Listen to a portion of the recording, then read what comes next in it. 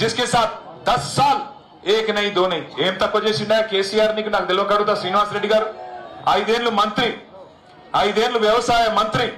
నిన్ను తెల్లారు లేస్తే లక్ష్మీపుత్రుడు అని పిలుస్తుండే కేసీఆర్ గారు ఇంకో 5 ఏళ్ళు స్పీకర్ మొత్తం మా అందరికంటే పెద్ద కుర్చీ చేసి మీద కూర్చోబెట్టిండు బాన్స్వాడకు ఎన్ని పనులు చేసిండు ఒకసారి లిస్ట్ ఇయ్యే బాన్స్వాడకు 1-2 కాదు ఎన్ని పనులు చేసిండో కేసీఆర్ గారు చేసిండు పోచారం చేసింది ఏం లేదు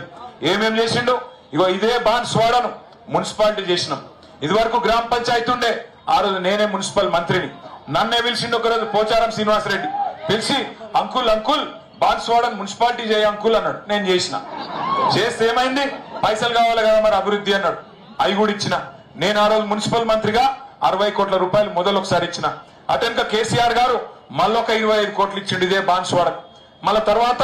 500 కోట్ల రూపాయలతోని ఇండ్లు భవనాలు ఆసుపత్రి కుల సంఘాల భవనాలు మొత్తం దానికి పైసలు ఇచ్చిండు 40 కోట్లతోని ఇగో ఈ మెయిన్ రోడ్ మీద డివైడర్ ఇగో చెట్లు లైట్లు ఇవన్నీ పోచారం శ్రీనివాసరెడ్డి ఇంట్లోకెళ్ళి పెట్టలే కేసీఆర్ గారు ముఖ్యమంత్రిగా ఉంటే కేసీఆర్ సార్ ఇచ్చిండు తప్ప పోచారం పీకిందేమీ లేదు నిజంగానే పీకిందేమని ఉంటే మరి కాంగ్రెస్ లకు పోయినకు 1 రూపాయి తెచ్చినవా రేవంత్ రెడ్డి సంకనాకినకు 1 రూపాయి ఇచ్చిండవాడు ఎంగిలి మెతుకులు నీకేసిండేమో నీ పిల్లలకేసిండేమో గానీ బాన్స్వాడకు 1 రూపాయి వచ్చిందా మా రైతులకు రైతు బంధు పడ్డదా ఇవాళ ఏం తారీఖు ఫిబ్రవరి 7 తారీఖు కేసీఆర్ ఉన్నప్పుడు డిసెంబర్ ఆఖరి వారంలో టింగు అని ఫోన్ మోగుతుండే రైతు బంధు పడుతుండే దుకాణాలు నడుస్తుండే రైతులు మంచుకుంటుండే మీరు ఒక్క ఫోన్ కొడితే ఆటో తమ్మునికి ఆటో అన్నకు ఒక ఫోన్ కొడితే పొలం కాడికి వచ్చి యూరియా బస్తాలు వేసిపోతుండే ఇలా యూరియా బస్తా కోసం మన బతికేంది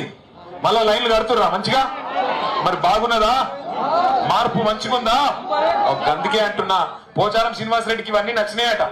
ఏది యూరియా బస్తాల కోసం లైన్లు కట్టి నచ్చిందంట రైతు బంధు దొరకకపోవడం నచ్చిందంట మొత్తం 6 గ్యారెంటీల పేరు మీద మోసం నచ్చిందంట అందుకే పోయి కాంగ్రెస్ లో వచ్చిందంట